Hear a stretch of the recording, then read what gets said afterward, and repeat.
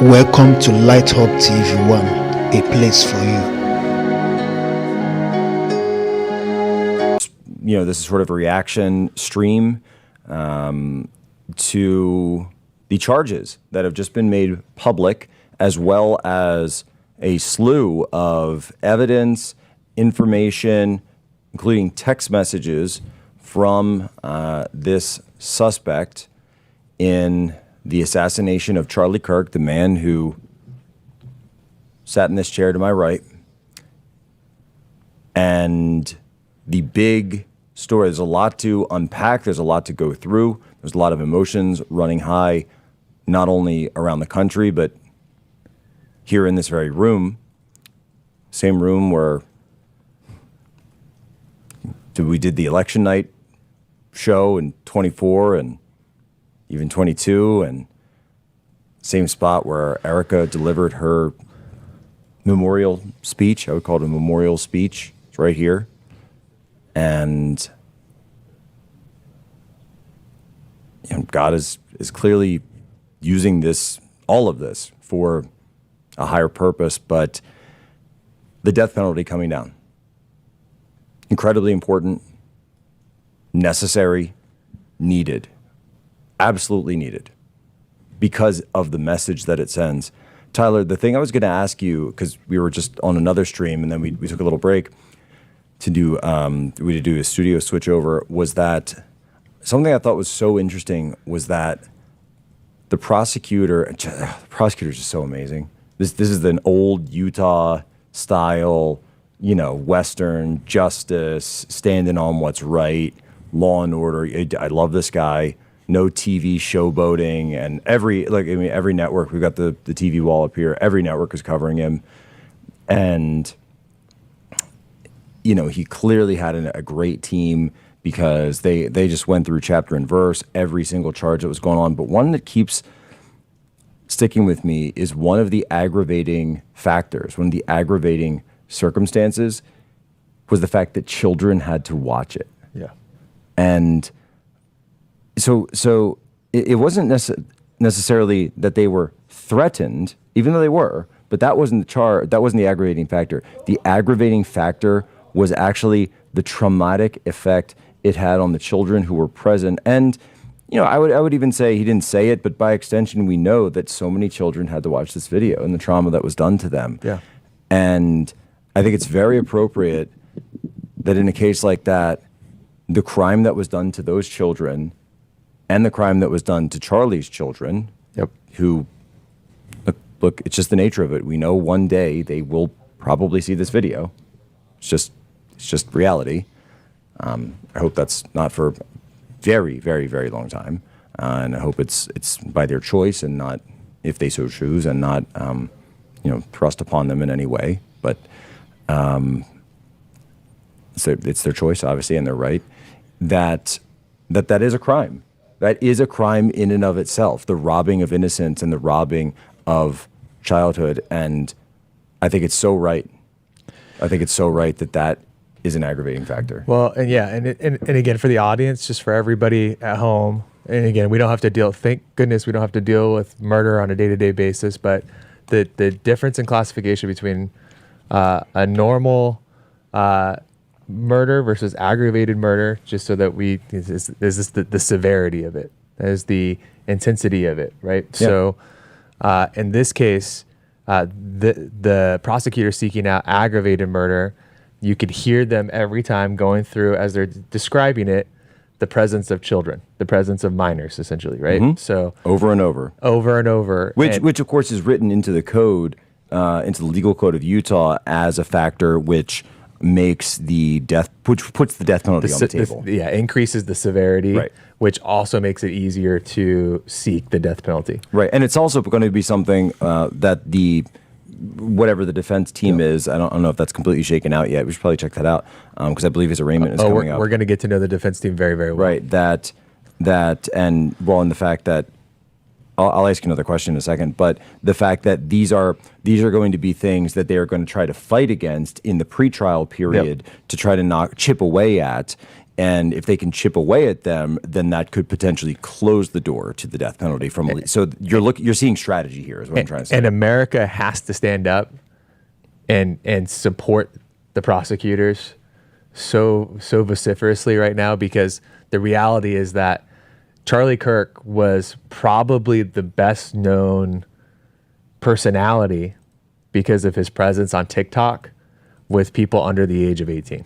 Well, the prosecutor said that, and he said it. And I think that's the reason why he said it, right? Was he's laying out already the case, which is like, don't even try to knock this off, because it's not going to get knocked off, because literally millions. We can bring in millions of Americans who can testify here that they're aware of Charlie Kirk, that they know Charlie Kirk, that they have more interaction with Charlie Kirk than maybe some of their own family members because of their access to TikTok and social media. And it was a crime against those people in addition to being a crime against Charlie. And they can march in all day long, the hundreds and hundreds of young people who were present at that event that day. I mean, we knew them. And I'm sure they will be at the... I had friends and by the kids. way, I'm going to address this right now. I'm sure there will be people who show up to the courthouse. Let the system work. Yeah. Let the people do their jobs. I'm angry about it. You know how close we all are to this. I want the system to work here. And so, if you're in a situation where you come in contact with the suspect or jurors, witnesses, defense counsel, look, Charlie was all about free speech, and part of that is due process. Yeah. Due process goes hand in hand. Due process, hand the in legal hand. system, like hand in hand. Let it work. Yeah. But going back to the conversation that we were having here, which is that there were so many young people impacted by this that were there, not just in general, that we're seeing, kind of the impact that's across America. That's one or two steps away from Utah. We're talking about in the Utah community. I had all day long, Jack, people calling me, texting me. They were bringing their entire family. They were bringing their kids. They had canceled events. They had not gone to soccer practices and soccer practices and whatever, right? Like they had rearranged their entire lives to be there that day with their family, with their kids. I mean, heck, Jason Chaffetz, Fox contributor, former congressman. People are talking about he was thinking about running for office again in Utah. He had his kids there. I mean, and he was right there. So, I mean, you have so many people that were there that were impacted by this. Any kind of trying to wiggle out of, the aggravated charge is offensive. It's blatantly offensive. That was the appropriate thing to do, and I'm glad that they did it. No, I think it's absolutely appropriate. It's necessary. I've been bringing my kids to Turning Point events and Charlie Kirk events since they were born. And everybody knows those pictures of me and Tanya showing up at Turning Point and pushing the stroller around, just walking the floor. Yep. And now even my older son Jack is joins me on stage every once in a while, and he's kind of got the bug himself. I actually like this graphic that I'm seeing. Seven different counts, and it is correct me if I'm actually seeing now that, and Blake, if you can pull this up, the specific counts. Violent offense committed in the presence of a child. So sorry, that is a specific count. That is not just a factor, an aggravating factor. That's so I just want to correct ourselves. We're obviously, going through this as much in real time as we can, that it isn't just a factor, but it is in fact a separate charge. Yeah. Credible. Yep. I mean, that's just the protection of children, right? The protection of childhood, the protection of innocence.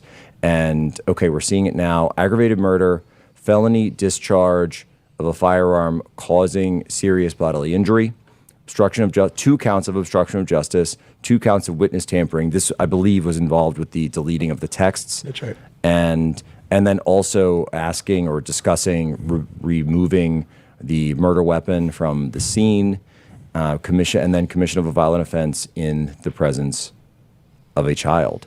And I think it's very clear here that the roommate will be testifying.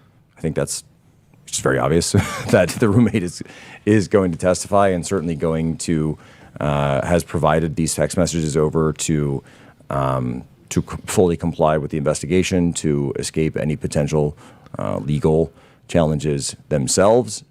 We don't know. I would say we don't have any evidence of culpability on the side of the roommate. That could change. It's possible we'll end up seeing messages that like implied this. And this is where the Discord. This is where the Discord. They'll always be able to say, "I thought they were kidding," and they'll have a good case. I mean, people say a lot of things in private messages. Yeah. But yeah, I mean, it's obviously a good thing they're coming forward and cooperating. We'll just have to see. I've been impressed with the Utah investigators so far. They seem pretty thorough about what they're doing, and I imagine they'll remain thorough about what they're doing. And that's what it is. And so the suspect we're seeing will appear in court very soon. So their arraignment, as look, seeing the other side, that President Trump is actually set to arrive in the UK right now as well. He's about to step down from Air Force One, where they've landed. So it's possible we could get statements from the president. And if we do get statements from the president, I'd love to pull that up as quickly as we could, because I'm certain I don't think there's much question of whether or not President Trump supports the death penalty in this case. I think it's pretty clear, though. I do think there's a question of the federal level and whether or not we'll see more of that. Obviously, that would be from either the U.S. Attorney or the U.S. Attorney General.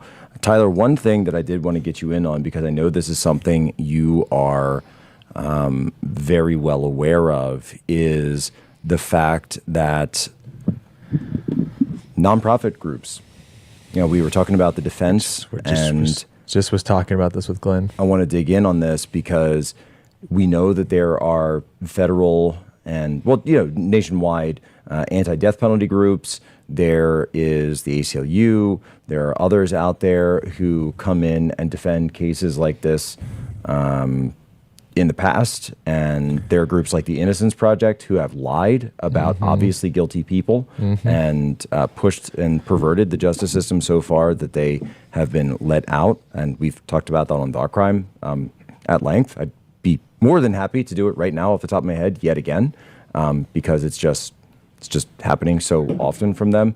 But talk to me. Are we seeing that? Do you think we'll see that? What are the impacts there? Yeah, I mean, I don't want to speculate on all my deepest fears with how this is going to be politicized, and again, it will for all of us here. It just will. For us that were like so close to Charlie, it's gonna be really hard, I think, not to overreact to every single one of those those politicizations of the case.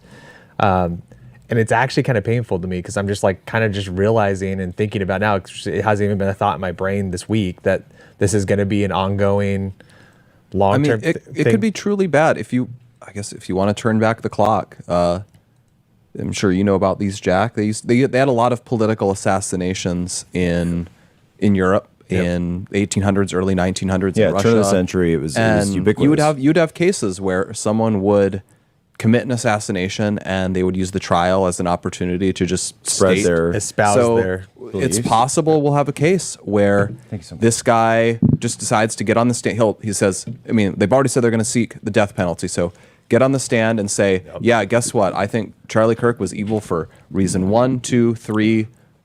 Bam, put it all on national television and do it. And then it allows them to kind of be. Thank you for watching this video. Please subscribe, like and share.